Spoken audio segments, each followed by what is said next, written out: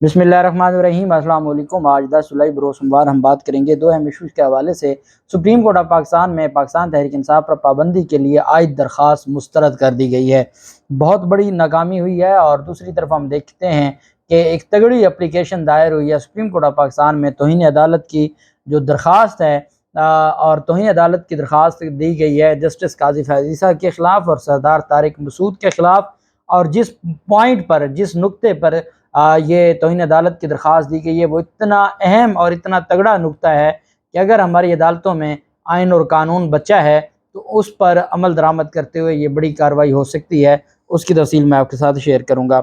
सबसे पहले तो मैं आपको बताता चलूँ कि पाकिस्तान तहरीक इंसाफ के चेयरमैन इमरान खान चूँकि वापस आ चुके हैं, वो ज़मान पार्क पहुँच चुके हैं और साथ ही कुछ नए वारंट उनके ख़िलाफ़ जारी किए गए हैं और ये इंसदाद दहशतगर्दी अदालत की जानिब से जारी किए गए हैं।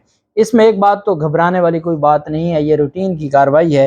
ये वो 5 मुकदमात हैं जिसमें जज राजा जवाद हसन अब्बास साहब ज़मानत मंजूर करके गए थे और ये वो अबूरी ज़मानतें जो कन्फर्म हो चुकी हैं। अबूरी ज़मानतें कन्फर्म होने के बाद जो अदालत है उसमें अगला काम होता है चालान जमा करवाना, कि वो चालान जमा करें और जो पुलिस है वो चालान जमा करवाए और उसके बाद ट्रायल शुरू हो।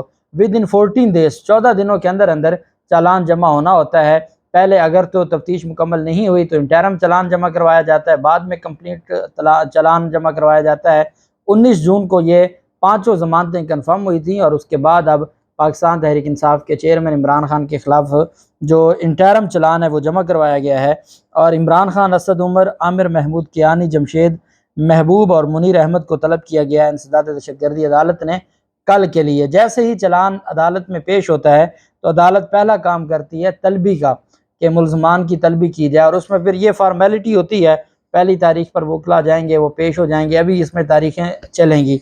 और फिर उसके बाद फिर चूँकि अभी तो इसमें तफ्तीश मुकम्मल ही नहीं हुई और जब तक तफ्तीश मुकम्मल नहीं होगी फ़र्द जुर्म की कार्रवाई आगे नहीं बन सकती। इमरान खान के ख़िलाफ़ और दीगर मुलजमान के ख़िलाफ़ 5 मुकदमात में तलब किया गया है। थाना गोलड़ा में, संगजानी और थाना CTD में मुकदमात दर्ज हैं और राजा जवाद हसन अब्बास ज़मानतों पर ये फ़ैसला करके गए थे। और अब इमरान खान को जो कल तलब किया गया है, थाना रमना में दर्ज मुकदमे में इमरान खान को भी चालान जमा करवाने पर गुनहगार करार दिया गया। उस चालान में अली नवाज़ अवान को भी तलब किया गया है। और मकसद क्या है?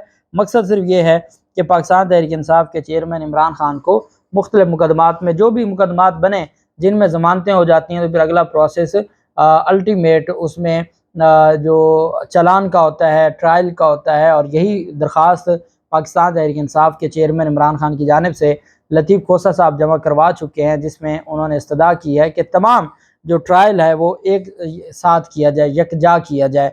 तो इमरान खान के ख़िलाफ़ जो दहशतगर्दी के मुकदमात हैं मुल्क भर में, वो इकट्ठे हो जाएं और मुल्क भर में जो उनके ख़िलाफ़ तोड़ फोड़ के या इस तरह के मुकदमात दायर किए गए हैं, दर्ज किए गए हैं PPC के तहत, या बगावत के मुकदमात हैं, वो इकट्ठे हो जाएँ।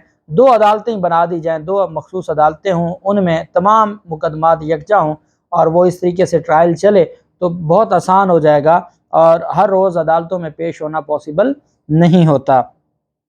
दूसरी जानिब आप जानते हैं कि सुप्रीम कोर्ट ऑफ पाकिस्तान में एक अहम डेवलपमेंट सामने आई है।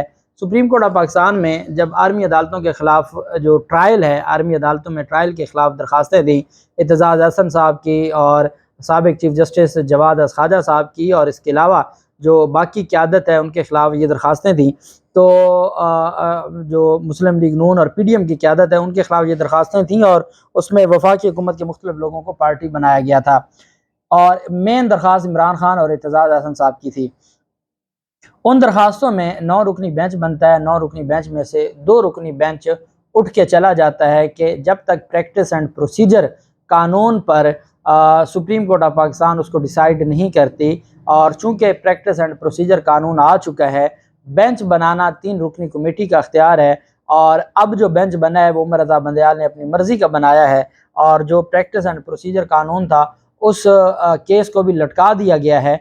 इस वजह से हम इस बेंच में नहीं बैठते। अब ये दरख्वास्त गुजार है, बड़ी टेक्निकल दरख्वास्त दायर की है। मोहम्मद शाहिद राना एडवोकेट हैं, उन्होंने ये दरख्वास्त दायर की है और उसमें जस्टिस काजी फैज़ ईसा, ऑनरेबल जज ऑफ द सुप्रीम कोर्ट, और मिस्टर जस्टिस سردار طارق مسعود آنریبل جج آف دا سپریم کورٹ اور اسٹیٹ بائی نیم انہوں نے ان کو فریق بنایا ہے۔ 7 criminal original petition under article 204 of constitution of Islamic republic of Pakistan 1973 read with section 2BC, section 3, section 5, section 6C, 7, 11, 12 of the contempt of court ordinance 2003۔ یہ اس میں پلی لی گئی اور اس میں یہ کہا گیا کہ that the brief facts of the present petition are that the petitioner is enrolled as an advocate on 21/8/1993 کہ جی میں بطور وکیل 1993 میں جو رجسٹر ہوا تھا اور 1995 سے میں ہائی کورٹ کا وکیل ہوں، اور ان کی جانب سے کہا گیا کہ دی رسپونڈنٹ آر آنریبل ججز آف دی سپریم کورٹ، اور انہوں نے کہا جی کہ وہ آئین کے پابند ہیں، جو ججز ہیں انہوں نے آئین کے تحت حلف لیا ہوتا ہے۔ 7 عدالت نے کہا کہ سپریم کورٹ آف پاکستان جو درخواست گزار نے کہا کہ سپریم کورٹ آف پاکستان نے کیا کیا کہ پریکٹس اینڈ پروسیجر قانون آیا، سپریم کورٹ آف پاکستان کے 8 رکنی بینچ نے اس پر اسٹے آرڈر جاری کر دیا۔ جب سپریم کورٹ کے 8 رکنی بینچ نے اسٹے آرڈر جاری کیا تو اس کا مطلب یہ ہوا کہ وہ اسٹے ہو گیا اور اس کی حیثیت ختم ہو گئی۔ جب تک سپریم کورٹ آف پاکستان وہ اسٹے ختم ہو یا وہ درخواست خارج ہو جائے یا وہ درخواست منظور ہو جائے، تب تک وہ اسٹے آرڈر اپنی جگہ پہ برقرار ہے۔ سوال یہ ہے کہ دونوں جج صاحبان نے سپریم کورٹ کے پریکٹس اینڈ پروسیجر ایکٹ پر دیے گئے حکم امتناع کی خلاف ورزی کی ہے۔ جب سپریم کورٹ کا 8 رکنی بینچ اسٹے آرڈر جاری کر چکا ہے تو یہ دونوں ججز صاحبان کیسے کہہ سکتے ہیں جی کہ پریکٹس اینڈ پروسیجر قانون آنے کے بعد ہم اس بینچ میں نہیں بیٹھ سکتے؟ وہ قانون جو سسپینڈ ہو چکا ہے، وہ جس کا سپریم کورٹ کا فیصلہ ہے کہ وہ سسپینڈ ہو چکا ہے، سپریم کورٹ کا فیصلہ نہیں مانا، 2 ججز نے سپریم کورٹ کا فیصلہ نہیں مانا اور حکومتی جو قانون سازی تھی اس پر رلائے کرتے ہوئے وہ بینچ سے اٹھ کے چلے گئے۔ دونوں جج صاحبان نے سپریم کورٹ کی پریکٹس اینڈ پروسیجر ایکٹ پر دیے گئے حکم امتناع کی خلاف ورزی کی ہے۔ دونوں جج صاحبان نے سپریم کورٹ کے حکم کی خلاف ورزی کرتے ہوئے ملٹری کورٹس بینچ میں بیٹھنے سے انکار کیا ہے۔ درخواست میں موقف اپنایا گیا کہ سپریم کورٹ کا حکم امتناع فیلڈ میں موجود ہونے کے باعث، جو اسٹے آرڈر ہے وہ فیلڈ میں موجود ہونے کے باعث دونوں جج صاحبان پر بھی لاگو ہوتا تھا۔ سپریم کورٹ کا حکم آئین کے آرٹیکل 289 کے تحت تمام لوگوں پر لاگو ہوتا ہے اور اس میں وہ ان ججز پر بھی لاگو ہوتا تھا۔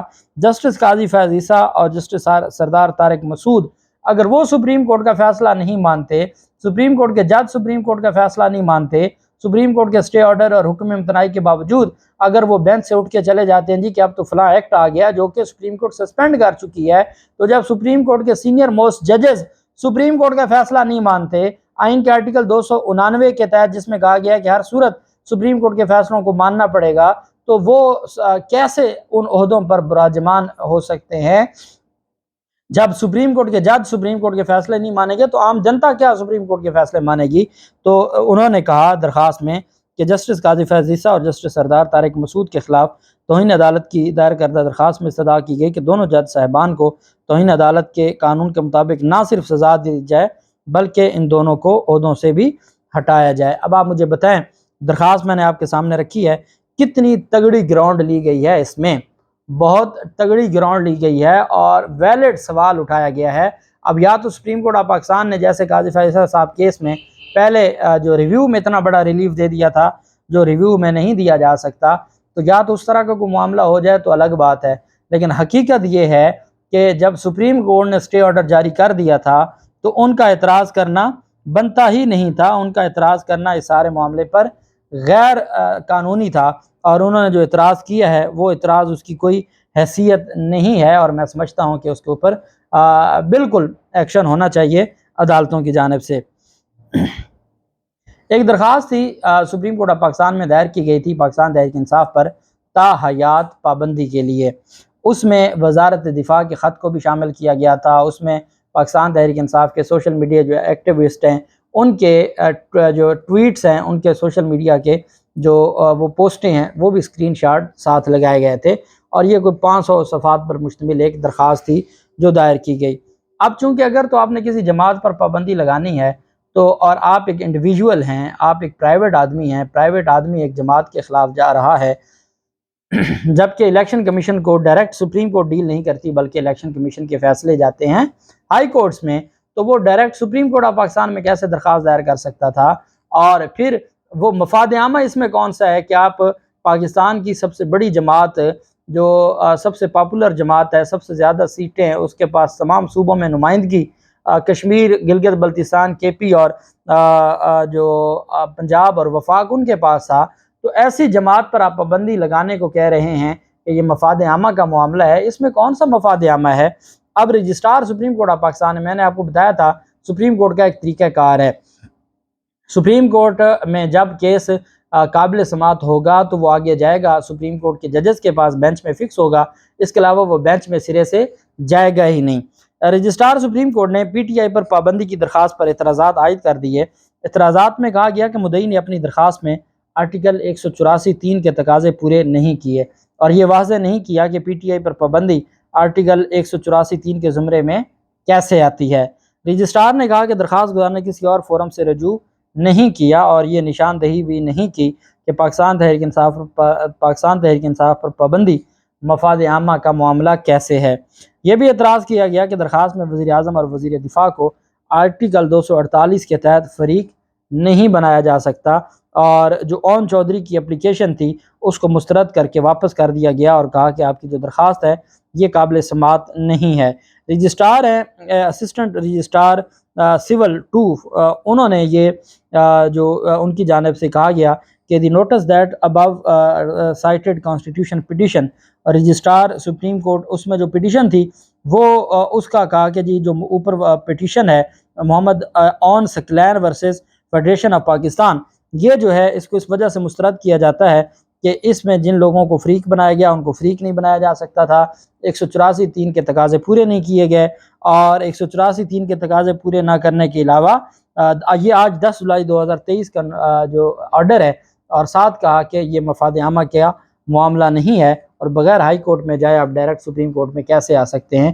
یہ اوبجیکشنز لگا کے درخواست کو مسترد کر دیا۔ اللہ پاک پاکستان کا حامی و ناصر ہو۔ بہت شکریہ۔ اللہ حافظ۔ پاکستان زندہ باد۔